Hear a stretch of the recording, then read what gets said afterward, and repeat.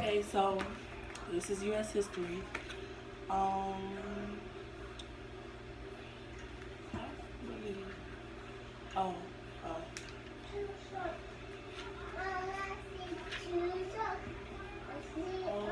a minute.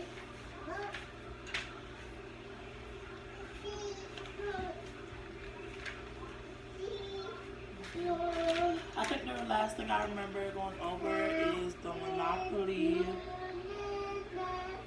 Um, so it's not like a lot, but it's like okay, Charles.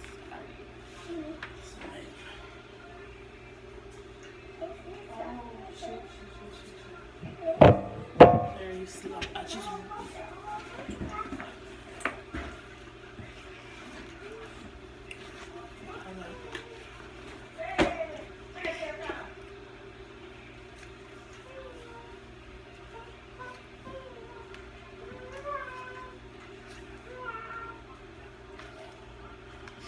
okay.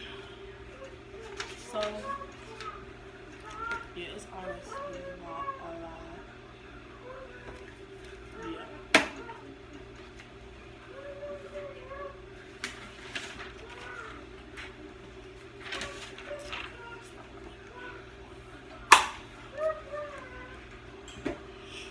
Okay. So today we're gonna. The topic is new business practices in the Gilded Age. So it's going to be talking about more of what they started in the Gilded Age and all of that. Um, how does the government ultimately respond to new business practices in the oil industry? So as you know, I talked about how the oil, certain people they didn't really, they got a living, but like they didn't really earn. Well, they earned their living, but like they didn't do everything legally. Like some stuff that they did was illegal, and other stuff became illegal that they did because of um the government trying to like keep competition afloat. Something like that. So how is stock prices? So in class we were given an example of like how stock prices are. And as of 9/26/2019, 7:30 a.m., the current Walmart stock price was actually $118.47. So for one stock, you paid $118.47. We're gonna talk about more of what a stock is, but like just a little. A stock is what helps you earn, own part of the business. So there are different people that own Walmart, but we're gonna get down later on how that all works. So as of 9/26/2019, 7:30 a.m., the current Walmart stock price was $118.47. So let's say 1,000 shares actually isn't a lot of shares, but if you bought 1,000 shares from Walmart, think about it, $118.47 for one stock. If you buy 1,000 of those stocks, then the price would have estimated to $118,470. So, it kind of works like that. That's not, well, I don't really know about the stock price, but I wouldn't say that's too bad. Like, you're owning a big time multi-billionaire store. Like, okay, so why are some corporations examples and how do the corporation model work? So Walmart is an example of a corporation. I just told you guys about the stocks.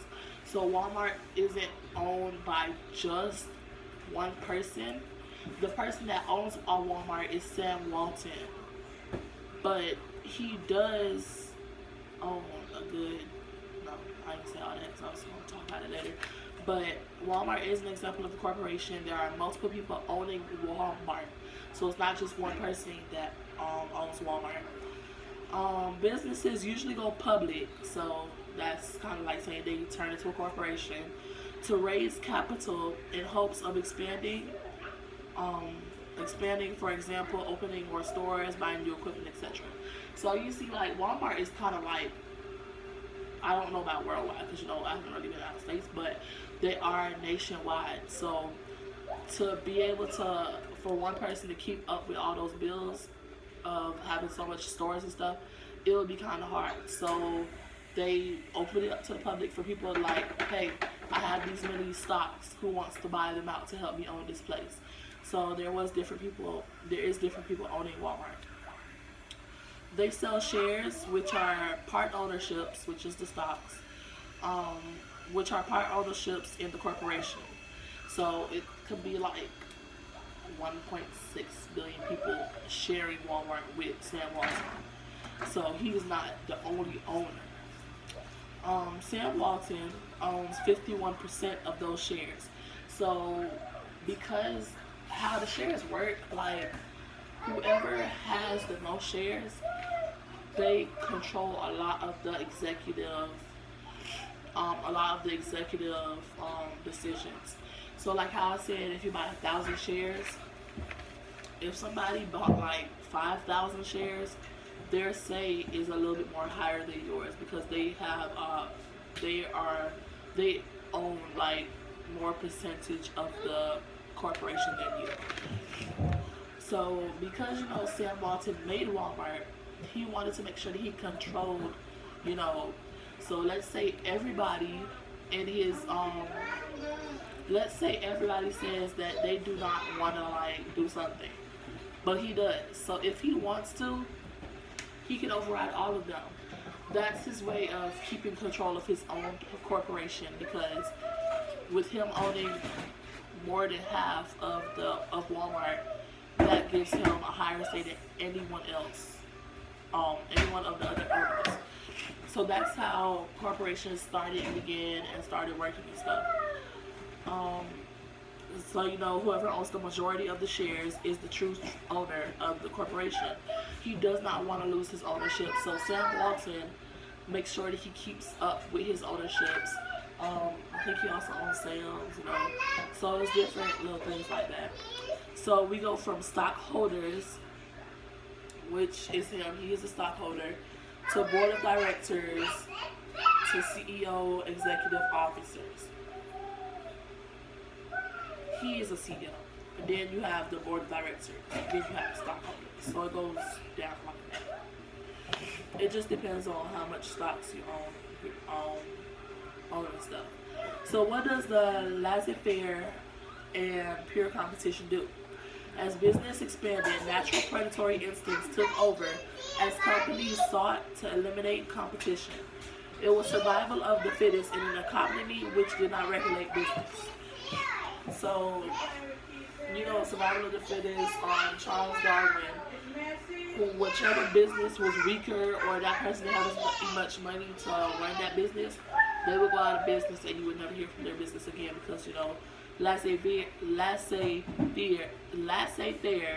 meant that you couldn't, like, the government couldn't intrude if your company was going on. Like, they couldn't lend you any money or anything to help you keep your money afloat. So after they realized that laissez-faire wasn't really working, the government started helping people. Social Darwinism and rugged individualism were the themes of the day. So, like I said, it's natural selection, survival of the fittest, stuff like that. Clearly, the natural conclusion of laissez-faire capitalism or pure competition is, in the end, the end of competition itself. It is the natural goal of any business to make as much profit as it can and to eliminate its competition. When a corporation eliminates its competition, it becomes what is known as a monopoly. So we talked about the different types of monopolies. Oh, I'm so sorry. I talked about the different types of monopoly. We have the horizontal monopoly. I'm gonna say this to see if I remember. So a horizontal monopoly is when you the horizontal. Okay, I'm gonna say it first, and I'm gonna look and make sure. The horizontal monopoly is when you buy up all of the Walmart stores so that you don't have any more Walmart competition. Vertical monopoly is when you buy Walmart stores, you buy jelly stores, You buy peanut butter stores, you buy bread stores, stuff like that. So you don't have to pay anyone to get what you want. You own it already. Let me check and see if I was right. Yes. And then I'll give you the examples if I was right. Yes, okay, so I was right.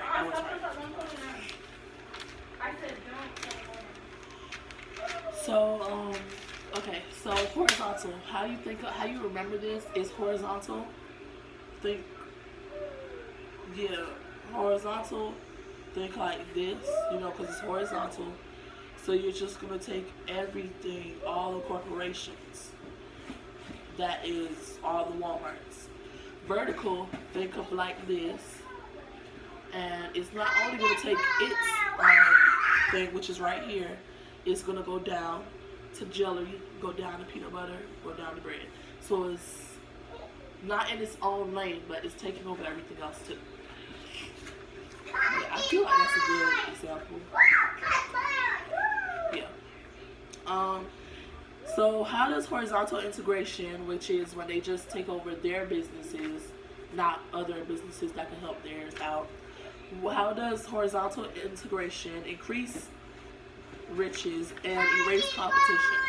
So, it's kind of illegal because they believed in competition, social Darwinism, and all that stuff, but we're going to get into that. So in 1870, John Rockefeller, together with his brother William Henry M. Flagler and Samuel Andrews, established the Standard Oil Company of Ohio. This occurred while the petroleum refining industry was still highly decentralized, with more than 250 competitors in the U.S. Standard Oil initially focused on the horizontal integration, taking over just all of the Standard Oils, by gaining control of other oil refineries. But eventually the integration also became vertical. So they started to, instead of just controlling oil, let's say they bought a shovel store, or they bought big old winding field, stuff like that. So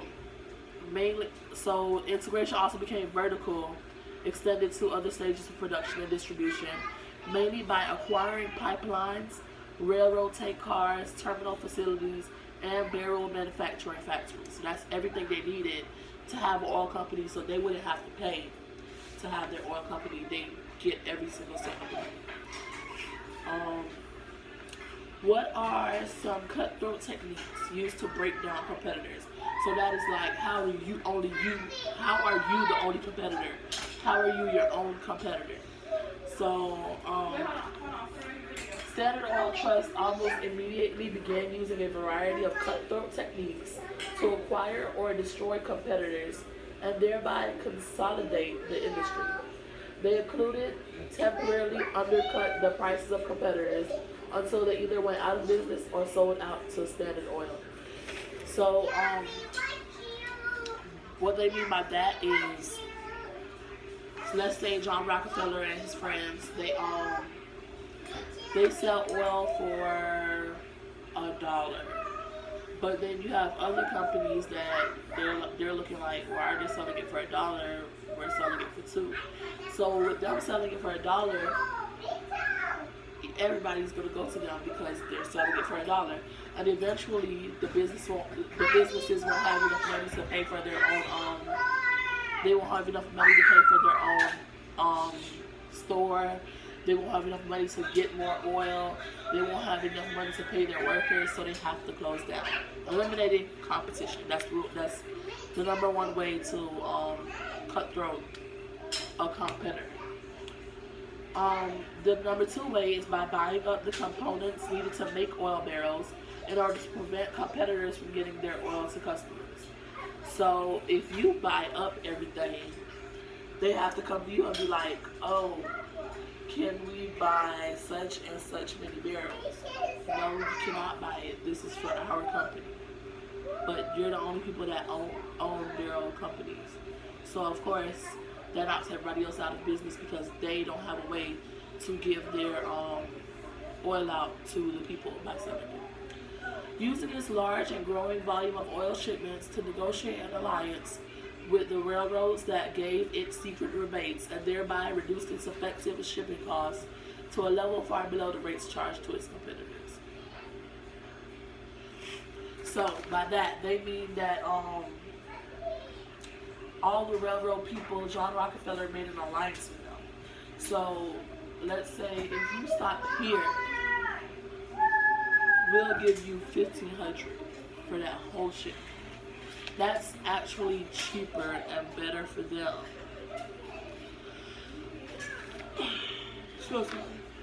So they actually got cheaper prices, so they pocketed more money than other competitors did. While they're over here like, why are they struggling? Because they're selling the same amount of oil and everything. They're actually making more money because they don't have to pay for their shipments like they do. Secretly buying up or creating new oil-related companies such as pipeline and engineering firms that appeared to be independent operators, but which gave Standard Oil hidden rebates. So, you know, rebates is cheaper prices.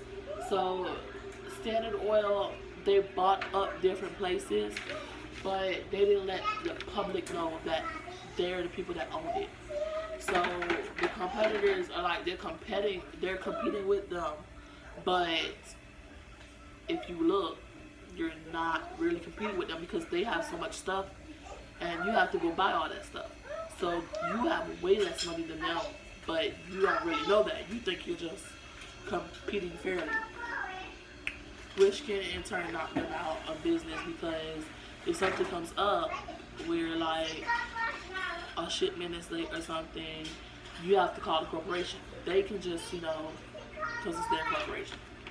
And the last one is dispatching thugs who use threats and violence and physical violence to break up the operations of competitors who could not otherwise be persuaded. So for all those other four, people still got past those. They would get this 7-foot guy and be like, hey, if you go, can you go and tell those people if they don't stop, we'll kill everybody. Stuff like that. Those little stuff like that. So how much oil does Rockefeller own?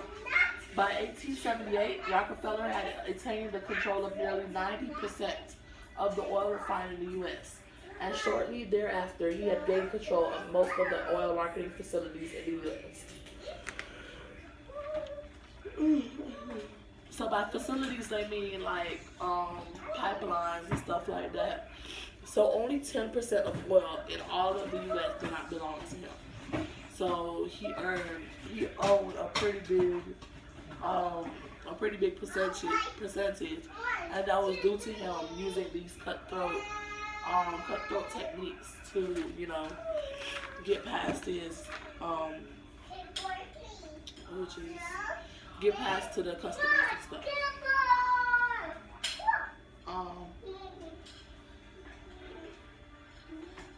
Okay, how does trust work with American economy? To the public, all monopolies were known simply as a trust. So the trust does have another definition, but that's not something we're getting into right now. But these trusts has an enormous impact on the American economy. They became huge economic and political forces.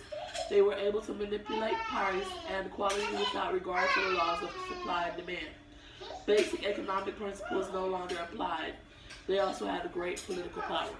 So with him earning all of these companies, buying up all these companies, think of it. Let's say, he buy up a cotton company so that they can fix this in the building. They don't have to always go to the cotton factory and buy up stuff, spending money. They could just own the cotton factory and they could fix everything like that. So with him owning all these places, he eventually got so high up that it's like he could have overridden the government. And that is like a whole nother different thing than corporations and stuff. But because he has so much power, think of it, he owns all like 90% of America, let's say that. He owns 90% of America.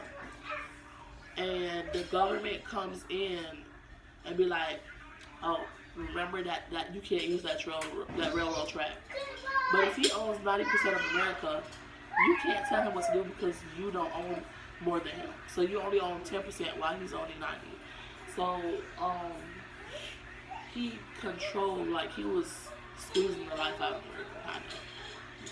Thinking only about himself, you know, as he earned more money, people were getting poor. Trusts were extremely influential in Congress and in the Senate. Some even accused the trust of buying votes, as trusts grew ever more powerful and became wealth, and the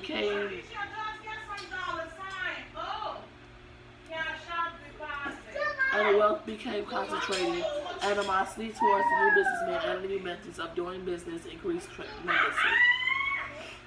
So, yeah. Who put a higher push on the Sherman antitrust?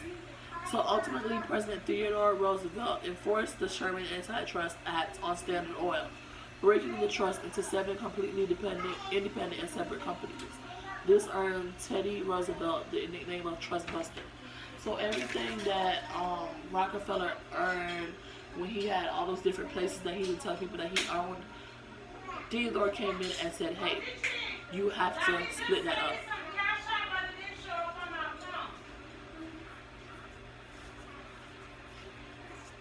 Okay, give me a minute. But, give me a minute, Mama. But,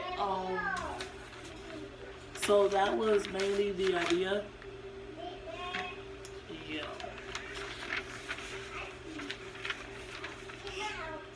The decision paved the way for new entrants into the industry, such as Gulf and Texaco, which discovered and exploited vast new petroleum deposits in Texas.